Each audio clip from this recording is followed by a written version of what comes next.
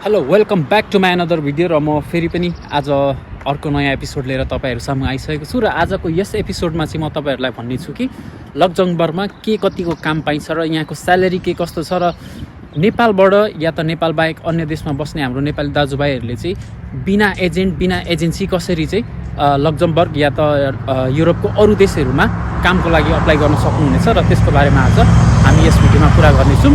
So भिडियोलाई पुरा हेर्नु होला। एन्ड बाई द वे यो तपाईँले पछाडि देखिराख्नु भएको सिटी चाहिँ जर्मनीको न्याटी सिटी हो।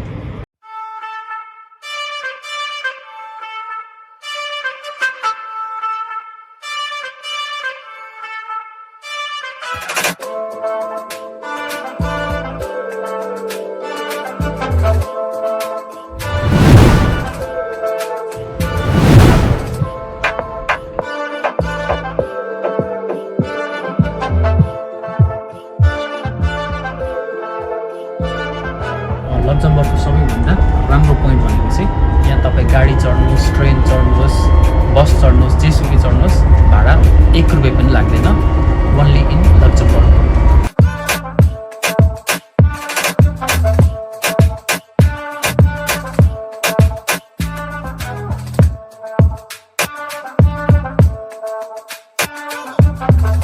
र अब चाहिँ हामी कुरा गर्नेछौँ कामको बारेमा। आखिर लक्जमबर्गमा काम गर्दा के कति कमाइ हुन्छ र के कस्तो खर्च छ भन्ने विषयमा पनि हामी कुरा गर्नेछौँ।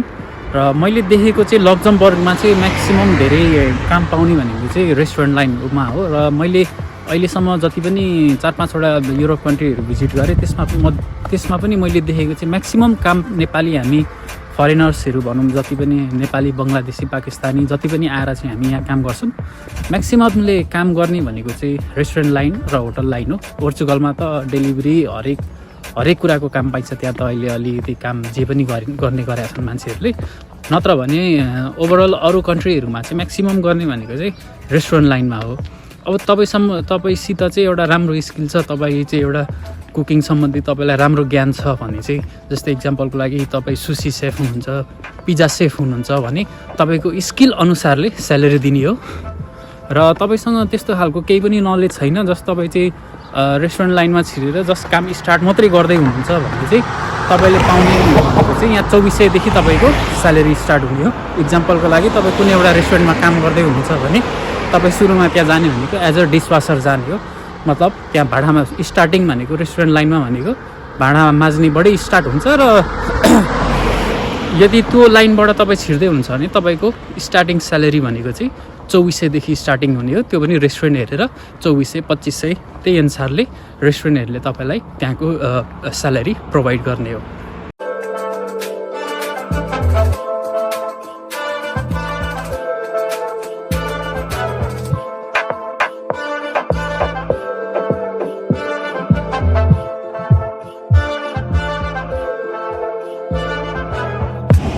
र यसको मतलब यो मात्रै पनि होइन कि तपाईँले चाहिँ यहाँ आएर काम भनेको चाहिँ रेस्टुरेन्ट र होटल लाइनमा मात्रै पाउनुहुन्छ। तपाईँको स्किल अनुसारले तपाईँले काम पाउनुहुन्छ। यहाँनिर भनेको अरू अप्सन पनि धेरै छ, जस्तै तपाईँको इन्डस्ट्रियल एरिया भयो, जस्तै फ्याक्ट्रीहरूमा भयो, फर्निचरिङको काम भयो, फार्मिङको काम भयो। फार्मिङमा चाहिँ यहाँ युरोप कन्ट्रीहरूमा चाहिँ कस्तो हुन्छ भने म्याक्सिमम् भनेको अङ्गुरहरू भयो, नेपालमा ऐसेलु भन्छ, ऐसेलुहरू भयो, त्यस्तो धेरै खालको फार्मिङहरूको काम पाउँछ। अङ्गुरहरूबाट चाहिँ यहाँनिर वाइनहरू या त अल्कोहलको चिजहरू बनाउने भएर मैले लक्जमबर्गमा चाहिँ धेरै अङ्गुरको फार्मिङ देखेँ।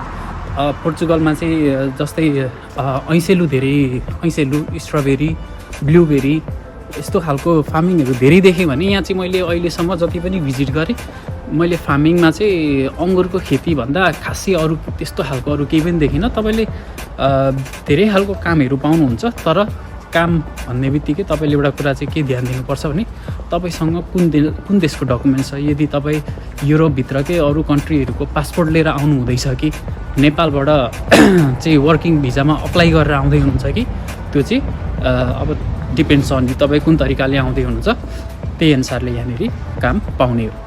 अर्को केही पनि एउटा कुरा भन्न चाहन्छु भने मैले अहिले धेरै दिनदेखि 1-2वटा फेसबुकमा, टिकटकमा पोस्टहरू चाहिँ देखिरहेको छु कि जर्मनीमा कामदार यतिजना कामदारको आवश्यकता, लक्जमबर्गमा यतिजनाको कामदारको आवश्यकता, खाना बस्न सहितको 3 लाख, 4 लाख, 5 लाख अङ्गुर टिप्ने काम, यस्तो उस्तो भनेर धेरै खालको पोस्टहरू चाहिँ मैले देखिरहेको छु। यदि तपाईँहरू पनि यस्तो पोस्ट देखेर चाहिँ तपाईँहरू त्यही पोस्टको आधारमा आउने सोच विचार गर्दै हुनुहुन्छ भने चाहिँ अलिकति होसियार हुनु है। किन भन्नुहुन्छ भन्दाखेरि किनकि जति पनि यो युरोप कन्ट्रीहरू छ, लक्जमबर्ग, जर्मनी, यो बेल्जियम, जति पनि यिनीहरू कन्ट्रीहरू छ, यो देशहरूमा चाहिँ कामदार नेपालबाट मगाउन, जस्तै फार्मिङको लागि भयो, यस्तो उस्तो कामको लागि नेपालबाट कामदार मगाउन चाहिँ यिनीहरूलाई आवश्यक चाहिँ त्यति साह्रो छैन। किन भन्नुहुन्छ भन्दाखेरि यिनीहरूले यही सेन्जेन कन्ट्रीभित्रकै देशहरूबाट पनि यिनीहरूले आफ्नो लागि बिना भिजा, बिना केही झन्झट उनीहरूले आफ्नो लागि कामदार आरामले ल्याउन सक्छन्। किन भन्नुहुन्छ भने रोमानिया भयो, बुल्गेरिया भयो, पोर्चुगल भयो, अन्य यस्तो धेरै कन्ट्रीहरू छ जहाँबाट चाहिँ उनीहरूले कामदारहरू मजाले ल्याउन सक्छन् भने अब आफै विचार गर्नुहोस् न। उनीहरूले चाहिँ भिजाको खर्चदेखि लिएर फ्लाइट टिकटदेखि लिएर हरेक चिजहरू चाहिँ इन्क्लुड गरेर नेपालबाट कामदार किन मगाउँछन् हो, यो कुराहरू चाहिँ अलिक विचार गर्नु होला। र यसको मतलब यो पनि होइन कि नेपालबाट चाहिँ कामदारै मगाउँदैन, यसको होइन, मगाउँछ, तर 100मा 90% यस्तो न्युजहरू चाहिँ फेक हुन्छ। त्यही भएर यस्तो कुराहरूमा चाहिँ अलिकति विचार गर्नु होला, किनकि अन्धाधुन्दामा विचारै नगरी, सोच विचारै नगरिकन यस्तो ठाउँमा चाहिँ तपाईँहरूले लगानी गर्नुभयो भने तपाईँहरूको मोटो रकम डुब्न पनि सक्छ। सो अलिकति यस्तो चिजहरूबाट चाहिँ तपाईँहरूले अप्लाई गर्दै हुनुहुन्छ भने अलिकति सोच विचार गरेर कुन एजेन्सीबाट जाँदैछु अथवा कसको मार्फतबाट जाँदैछु, उसले कतिजना मान्छे चाहिँ पुऱ्याइसक्यो इत्यादि कुराहरू चाहिँ विचार गरेर अथवा पुगेको मान्छेहरूसँग चाहिँ सम्पर्क गरेर उनीहरूको काम गराइ कस्तो छ, स्यालेरी के कस्तो छ, सेवा सुविधा के छ, हरेक कुराहरू बुझेर मात्रै अप्लाई गर्नु होला।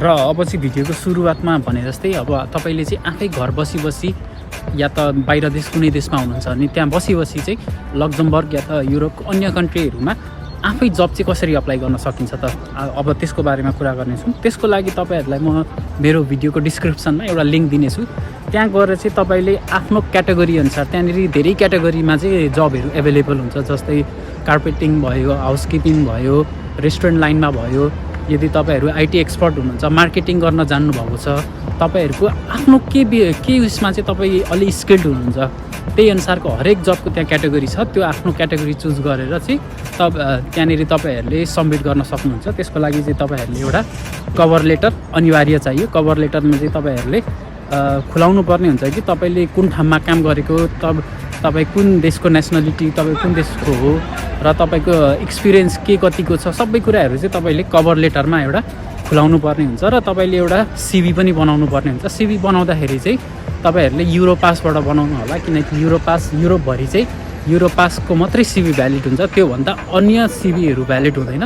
सो सिभी भनेको चाहिँ त्यसमा तपाईँको फोटो, तपाईँको डेट अफ बर्थ, तपाईँको जिमेल आइडी, फोन नम्बर, तपाईँको डाटाहरू सबै खुलाएर चाहिँ तपाईँको एक्सपिरियन्सहरू, कुन जबमा गर्नुभयो, कति वर्ष गर्नुभयो, कुन सालदेखि स्टार्ट गर्नुभयो, हरेक कुराहरू चाहिँ सिभीमा तपाईँहरूले खुलाएर एउटा सिभी बनाउनु पर्ने हुन्छ।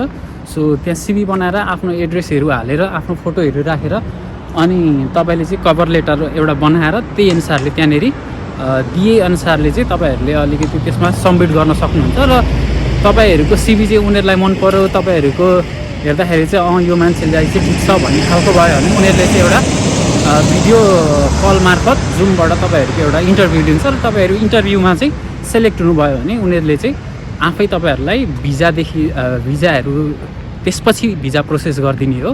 त्यसपछि भिजा प्रोसेस गरेर तपाईँहरू सहज तरिकाले एजेन्टलाई एकै रुपियाँ नखुवाइकन कम लगानीमा लक्जमबर्ग या त युरोपको अन्य देशहरू आउन सक्नुहुन्छ। अब अहिले इन्टरनेटको जमाना छ, इन्टरनेटमा तपाईँले अलिकति होमवर्क चाहिँ गर्नुपर्ने हुन्छ। किन भन्दाखेरि हाम्रो बानी चाहिँ कस्तो छ भन्दाखेरि थपक्क हातमा नदिन्जेलसम्म खाने बानी छैन कि, त्यही भएर हामीले अलिकति रिसर्चहरू चाहिँ आफैले पनि गर्नुपर्छ। अहिले इन्टरनेटको जमाना छ, पहिलाको जस्तो समय पनि छैन। अहिले जे जति गर्ने हो आफैले खोज्ने हो, आफैले बुझ्ने हो। तपाईँले जस्तै लिङ्कबाट पनि तपाईँले अब युरोप मैले सिभी बनाउनलाई पनि तपाईँले गुगलमा गएर चाहिँ युरोपास भनेर टाइप गर्नु भने त्यहाँ आइहाल्छ। त्यहाँबाट चाहिँ त्यही दिए अनुसारले अब अहिलेको जमानामा अब युरोप कन्ट्री आउने भन्ने बित्तिकै तपाईँ अब अनपढ त कोही पनि हुनुहुन्न होला, सबै पढे लेखेकै हुनुहुन्छ। एटलिस्ट जे भयो भने आफूले चाहिँ अलिकति त्यहाँनिर हेरेर आफूले पनि अलिकति रिसर्च चाहिँ गर्नुपर्छ है। किन भन्दाखेरि अब तपाईँ ठुलो देशमा आउँदै हुनुहुन्छ, यो देशमा आइसकेपछि भनेको तपाईँको त्यो एदेखि जेडसम्मको काम भनेको तपाईँ आफैले गर्नुपर्ने हुन्छ। सो आफ्नो काम आफै गर्ने बानी बसाल्नु होला, किनकि अरूमा डिपेन्डेन्ट हुनुभन्दा आफू चाहिँ सुरुदेखि नै आफूले आफ्नो काम आफै गर्ने बानी बसालियो भने आफूलाई नै धेरै सजिलो हुन्छ। सो अर्काको भर पर्ने काम नगर्नु होला। र यस्तै केही तपाईँलाई डाउट लाग्यो, केही कुराहरू बुझ्नु भएन भने चाहिँ तपाईँले कमेन्टको थ्रुबाट पनि सोध्नु सक्नुहुन्छ। सो आजको भिडियो यति नै। तपाईँहरूलाई आजको भिडियो कस्तो लाग्यो र राम्रो लाग्यो भने यस्तै भिडियोहरू तपाईँहरूलाई अझै चाहिन्छ भने कमेन्ट पनि गर्न सक्नुहुन्छ। र मेरो भिडियो रेगुलरली हेर्नको लागि हाम्रो च्यानललाई लाइक र सब्सक्राइब गर्न नबिर्सिनु होला। तपाईँहरूको एउटा लाइक र सब्सक्राइबले चाहिँ मलाई धेरै मोटिभेट गर्छ, किनकि आगामी म यस्तै विषयमा यस्तै टपिक्समा अझै पनि भिडियो बनाउँदै जानेछु। सो भिडियोलाई हेरिदिनु भएकोमा धन्यवाद।